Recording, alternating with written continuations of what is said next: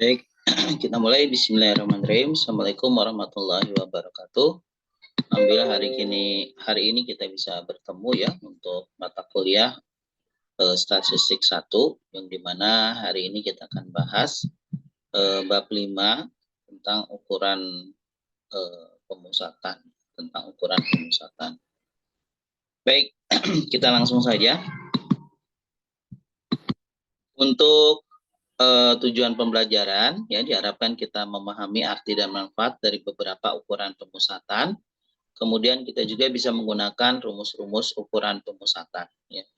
Kemudian kita juga bisa menghitung beberapa ukuran pemusatan, juga mengetahui jenis-jenis ukuran pemusatan.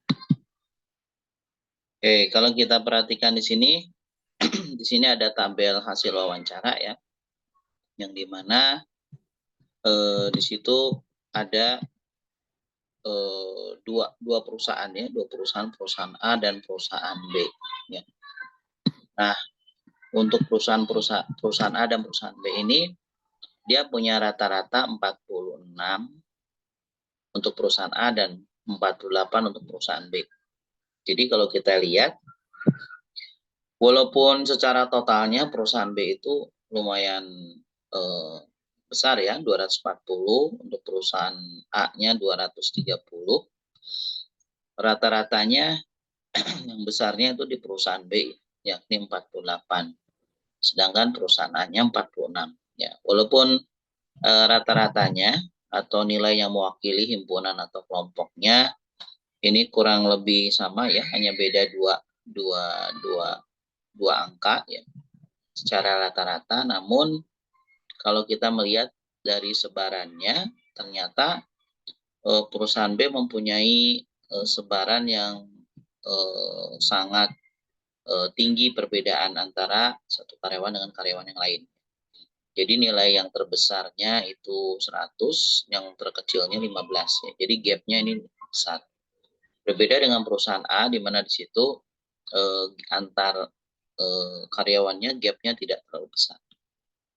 Ya, jadi artinya walaupun secara rata-rata ini kurang lebih sama ya, tapi kalau kita lihat detail ke angkanya, ternyata gap yang lebih besar itu di perusahaan B.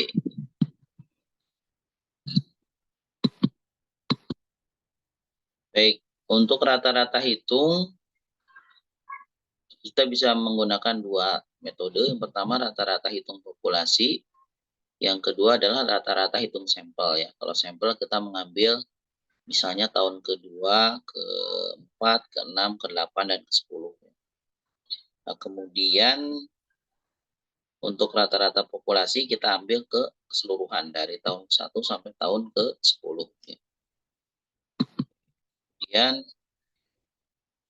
kalau kita menghitung keseluruhannya itu 640, dibagi dengan jumlah N-nya, ada 10 tahun, maka hasilnya adalah 64,5. Tapi kalau dengan rata-rata hitung sampel, ternyata hasilnya pun kurang lebih sama ya, 64 ya. Kalau kita kita gabungkan tahun ke-2, ke-4, ke-6, dan ke-10, ternyata kita bagi dengan 5 ya, dengan 5 tahun, hasilnya adalah 640.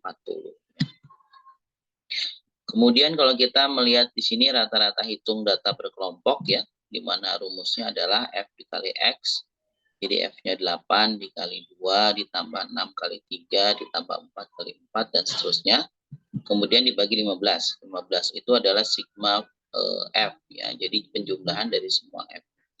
Hasilnya adalah 5,87 ya. Jadi rata-rata dari data di atas adalah 5,87. Nah, silakan teman-teman mencoba ya, contoh 51 dan contoh 52. Kemudian untuk contoh 53, di sini kita disuruh menghitung rata-rata perkiraan berat per mahasiswa ya, di mana dari 100 orang mahasiswa Fakultas Ekonomi UI tahun 2007, di sini berat badannya ada yang 60 sampai 62, 63 sampai 65 ya. Juga ada frekuensinya ya. Sehingga ditotalkan yaitu 100 mahasiswa. Nah, bagaimana cara perhitungannya? Kita mencari M ya, mencari mediannya, yakni 60 ditambah 62 dibagi 2 ya, hasilnya 61. Kemudian median kelompok keduanya 63 ditambah 65 dibagi 2 dan begitu seterusnya ya.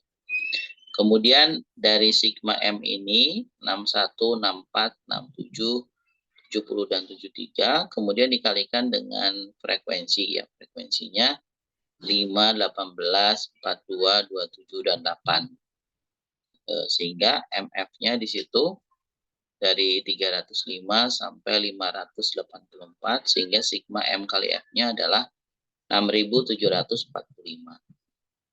Kemudian untuk mencari rata-rata ya itu sigma MF 6.745 dibagi dengan 100 ya, sehingga hasilnya adalah 67,45. Sehingga rata-rata perkiraan mahasiswa perkiraan berat per mahasiswa adalah 67,45 kg. Baik, silakan coba yang contoh 54, contoh 55 ya.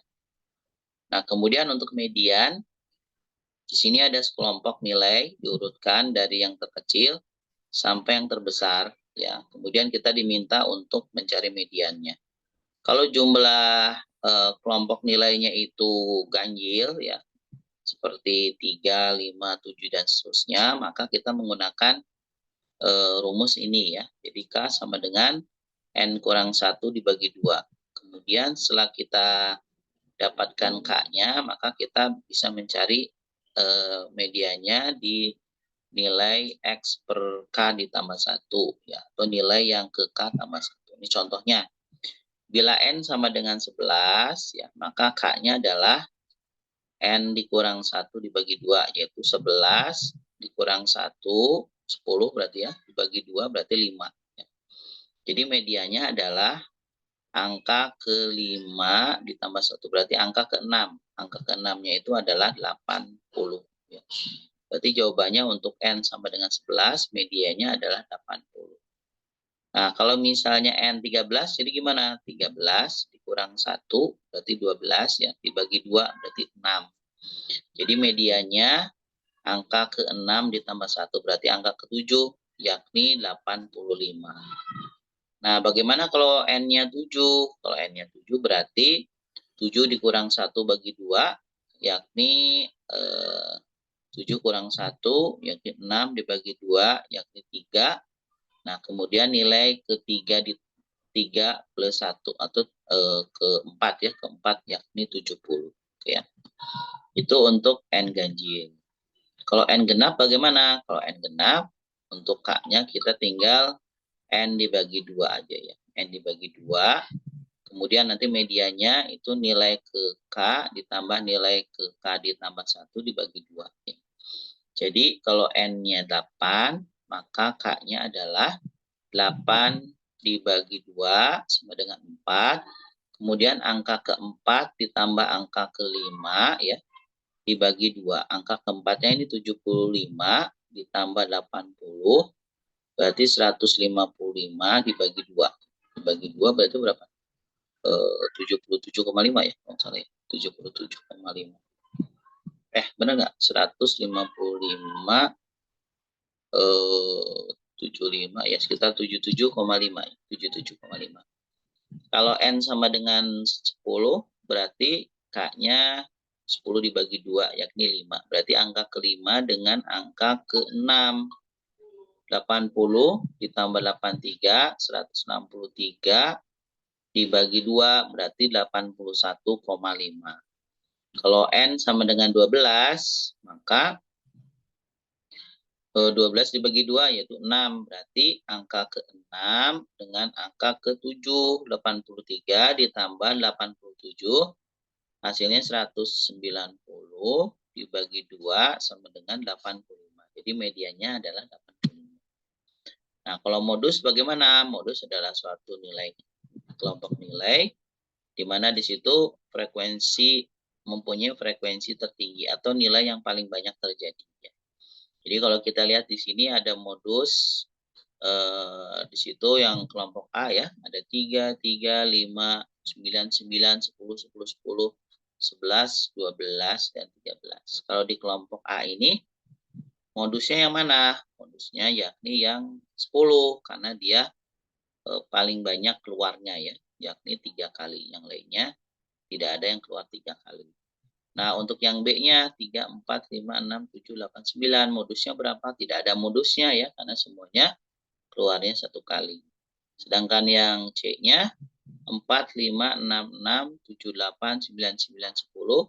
Modusnya yakni 6 dan 9. Kenapa? Karena di situ keluarnya masing-masing 2 kali. Jadi modusnya bisa 2 kali, bisa 2 angka, bisa 3 angka, tergantung dari contoh kelompok datanya ya. Jadi sekali lagi, untuk yang kelompok A ini modusnya 10, yang kelompok B ini tidak ada modusnya, yang kelompok C ada 2 modusnya, yakni yang angka 6 dan angka 9. Nah, untuk menghitung modus ini bisa bermanfaat, misalnya untuk kalau di bisnis retail itu, ada menghitung barang fast moving, barang yang perputarannya cepat. Sehingga bisa distrategikan gimana caranya supaya produk-produk yang dijual itu khususnya barang fast moving tidak kehabisan stok ya, sehingga hubungannya dengan pengadaan barang atau strategi inventory. Baik, mungkin itu saja yang bisa saya sampaikan. Silakan seperti biasa dikerjakan contoh soalnya ya, untuk kemudian hari Rabu depan sudah di-emailkan ke saya. Terima kasih. Assalamualaikum warahmatullahi wabarakatuh.